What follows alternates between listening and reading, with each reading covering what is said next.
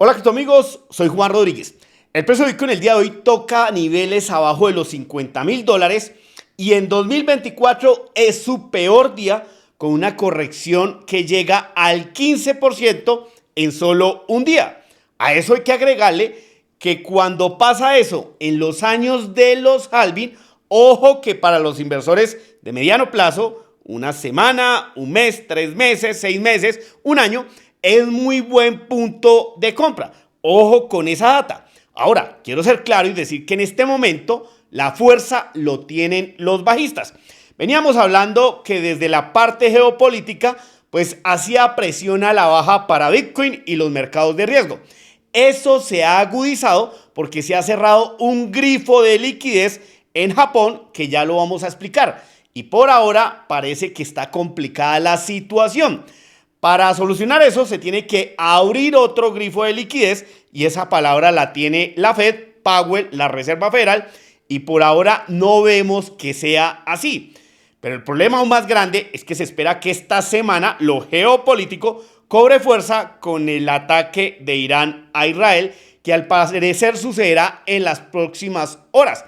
Veremos cómo trasciende ello, pero en este video les voy a decir qué métrica seguir al corto plazo para saber qué tan abajo vamos a continuar y cuándo podemos dar un posible giro a este momento bajista que afronta Bitcoin y en general las bolsas a nivel mundial. Entonces, repasemos los números claros que debe tener un inversor. Primero, referente a Bitcoin.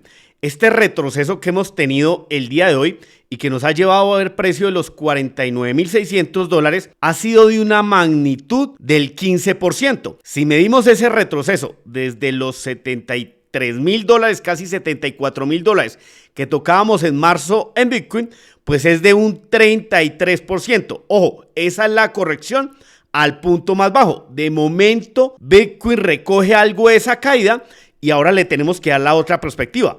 Estos precios de los casi $50,000, pues no los veíamos desde febrero de este año. Pero si medimos ese retroceso desde el 1 de enero de este año, pues vemos que el precio, a pesar de la caída a este momento, ha subido más de un 30%. Y si lo medimos a lo más bajo de este retroceso, bueno, desde el 1 de enero ha subido un 17%. Ahora, vayámonos por el Nasdaq, que también tiene una caída bastante agresiva el día de hoy. ¿Qué vemos? Que en general, medido desde máximos, esta caída es de un 16%. Ojo que en el Nasdaq eso es enorme.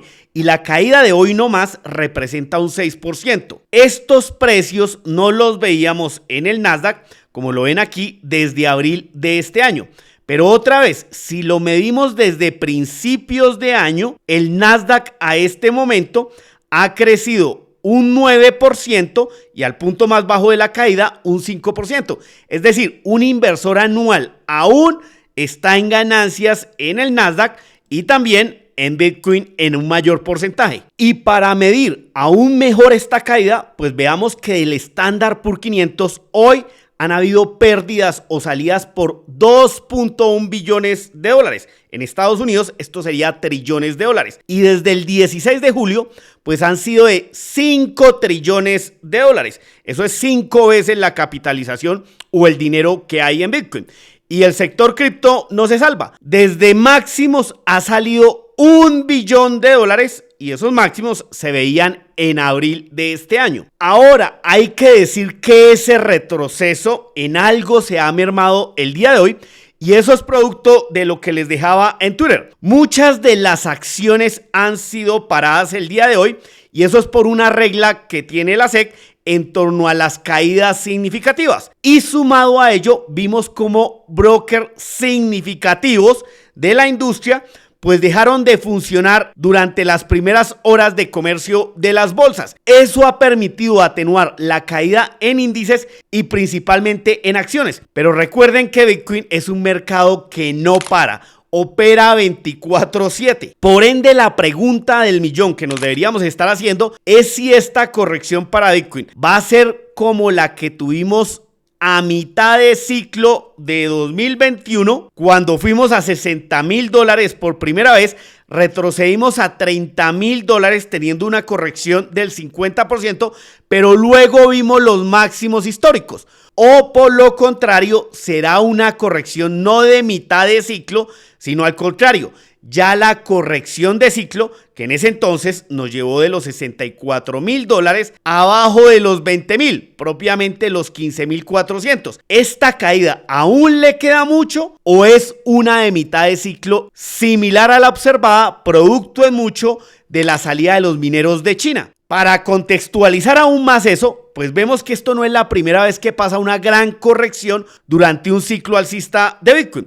Por ejemplo, aquí en 2019, que fuimos a visitar los $3,100 y hasta ir hasta los $69,000, tuvimos dos correcciones de mitad de ciclo.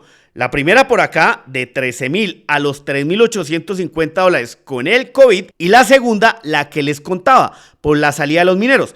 Cada uno tuvo una corrección del 72% y la otra del 55%. Ahora enfrentamos un nuevo ciclo alcista y esta ha sido una de las correcciones más marcadas, por ahora de un 32%. ¿Se puede amplificar? Claro que sí, pero veamos qué es lo que influye sobre eso. Y me gustaría que en los comentarios me dejes cuál es tu perspectiva.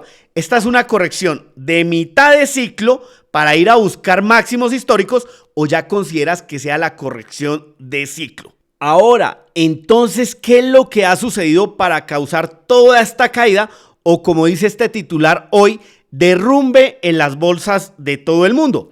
Bueno, pues lo que seguramente muchos de ustedes ya saben es que la bolsa de Japón ha afectado a todos los mercados. ¿Por qué ha sucedido esto? Porque esa bolsa ha tenido su peor pérdida o su peor caída desde 1987. Incluso durante el día ya ha sido suspendida su operación.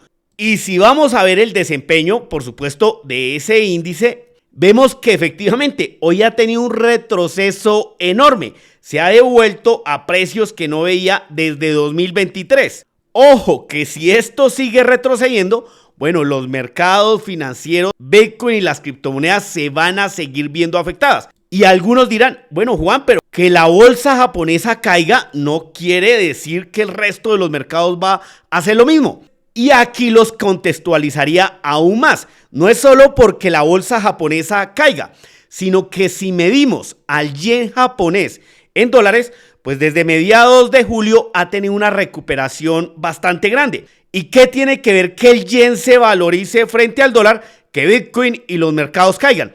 Pues tiene que ver mucho. El Banco de Japón recientemente, la semana pasada, a finales, ha decidido aumentar el costo del dinero y que eso se traduce el costo al que se pide prestado dinero en Japón.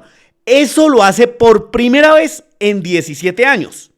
Las tasas de interés en el Japón estaban entre el 0 y el 0.1%. Bueno, ahora las van a subir al 0.25 e implica otras medidas. ¿Qué es lo que pasa con eso? Bueno, pues que los inversores, como dice este titular, se asustan. ¿Y por qué se asustan? Porque es que los inversores sofisticados han pedido dinero prestado en Japón a tasas casi cero, pero ahora cuando le suben las tasas, pero no solo eso, sino que frente al dólar se le encarecen, es decir, tienen que pagar más, pues deciden cerrar posiciones o al menos reducirlas. Y eso ha provocado, por supuesto, que salga un poco de dinero de los mercados, porque cierran posiciones, van a pagar sus deudas, sus créditos y desencadena todo esto, que se ve amplificado por zonas de liquidación y otras cosas. Pero esto es una pata grande de lo que ha sucedido. No es lo único que influencia la caída, pero en el corto plazo le dio un puntillazo. Entonces, hasta aquí, el resumen es que se ha cerrado un grifo de liquidez. Y para solucionar eso, pues se tiene que abrir ahora un grifo de liquidez, imprimir, generar dinero. Veremos qué hace la Fed, la Reserva Federal y Powell en los próximos días. De eso depende que esta caída se siga ejecutando o se suspenda realmente. Pero por el otro lado, como si fuera poco, lo geopolítico no trae buenas noticias. Vimos que durante el fin de semana en el norte de Israel, Siria y Líbano hubo muchas confrontaciones, principalmente con Hezbollah, grupo terrorista que apoya a Irán. Pero ahí no está lo más delicado, porque los mercados ya han descontado eso. Lo más delicado es que Irán ya le informó a los países vecinos que ya está listo para atacar a Israel. Seguramente ese ataque lo veamos esta semana. Y las alarmas aumentan cuando Irán ha emitido esta mañana un aviso de operaciones de vuelo para que las aeronaves no se muevan en esta zona y tal vez lanzar ese ataque militar tan anunciado de Irán a Israel.